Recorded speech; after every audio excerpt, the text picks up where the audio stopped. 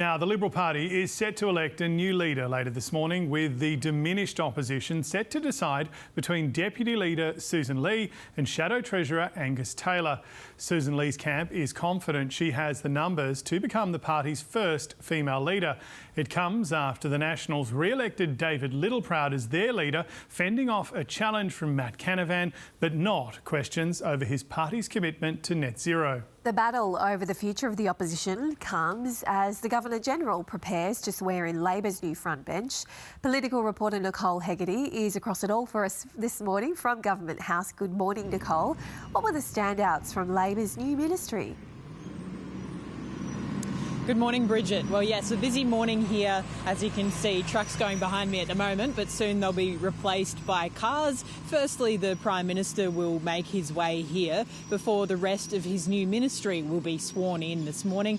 Now, some of the standouts are those who are replacing the ousted former Cabinet Ministers in the Attorney-General of Mark Dreyfus and also the Industry and Science Minister Ed Husic. They'll be replaced by Michelle Rowland as the new Attorney-General, and in the portfolio of Industry and Science, Tim Ayres will be elevated to Cabinet to take on that position. Now, Mark Butler will also add NDIS to his list of Cabinet responsibilities as the government works to try and lock in more sustainable growth for that program rather than letting it continue to rise at the rate it has been, while balancing that with providing those supports as well. A number of other changes throughout the ministry include Tanya Plibersek moving from environment into the social services portfolio, while Murray Watt moves from employment and workplace relations across to environment as well. And Nicole, what can we expect from the Liberal leadership race today, which kicks off in a couple of hours? It does. It's scheduled to start from 10 o'clock with the meeting here in Canberra, back at Parliament House. And it's very much a competition between the conservative side of the party and the more moderate side of the party. The Conservative candidate being Angus Taylor, who has put forward his deputy as Jacinta Nampijinpa Price, who only, of course, very recently moved from sitting with the Nationals to sitting with the Liberal Party. On the other side, the moderates candidate is Sussan Lee. She's the current deputy leader of the Liberal Party. This will very much come down to how the party sees its direction going forward as it tries to rebuild after what was the worst loss at an election in the history of the party. So very much a question about who the party believes is best placed to rebuild and move the party forward. At the same time as whoever wins, they're going to have to deal with the Nationals Party, who now has very much left open following their own leadership contest yesterday, whether or not they are secure in their backing of net zero by 2050. So much to be discussed as we head forward, Bridget. There certainly is, Nicole. Thanks very much. Now, we want to take you overseas because the United States and China have announced plans to temporarily drop high tariffs against each other. Our America's editor, John Lyons, is in Washington for us this morning, following how these talks have played out. We know a few weeks ago Donald Trump fired the first shots in this trade war.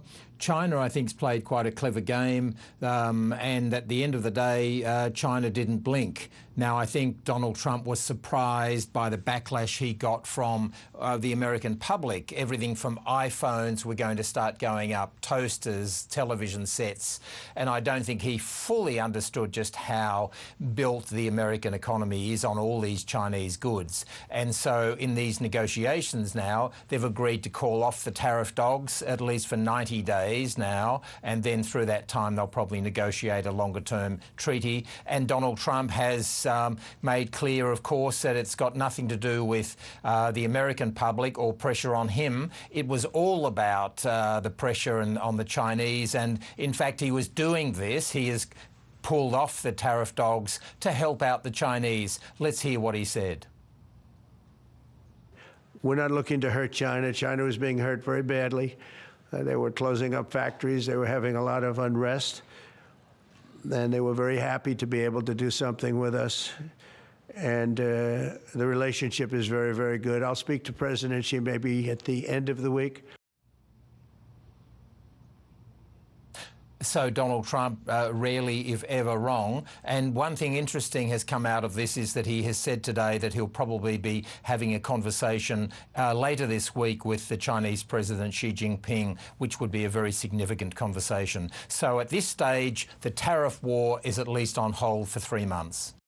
There you go. That's our America's editor, John Lyons, reporting there from Washington. And Emma is here now with your latest headlines. Thank you.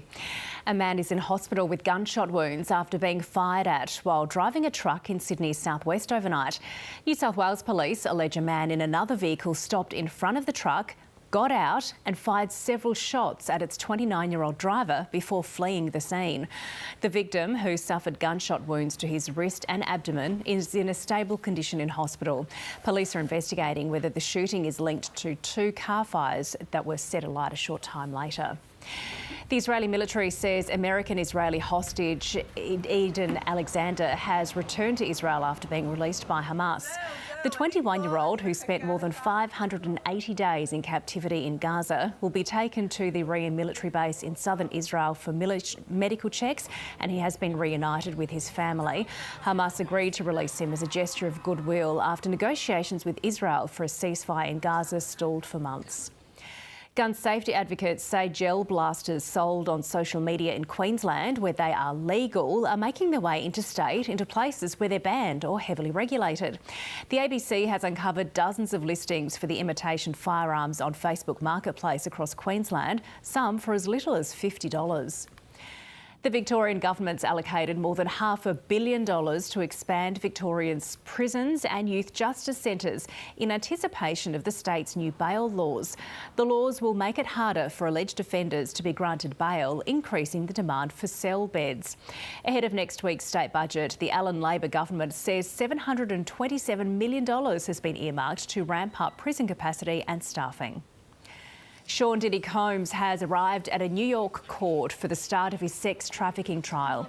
The 55-year-old has pleaded not guilty to 5 felony counts of racketeering conspiracy, sex trafficking and transportation to engage in prostitution. If convicted on all counts, the mandatory minimum sentence is 15 years, but he could face life in prison. The trial is expected to last at least 8 weeks. Reality star Kim Kardashian is expected to testify today in a trial over a heist that saw her robbed of more than $15 million worth of jewellery at gunpoint in Paris nearly a decade ago. A group of men, nicknamed the Grandpa Robbers, allegedly stormed her hotel room during Paris Fashion Week in 2016 in what was the biggest robbery of an individual in France in more than 2 decades. Of the 12 individuals originally charged in the case, 10 are on trial and a verdict is expected in 10 days.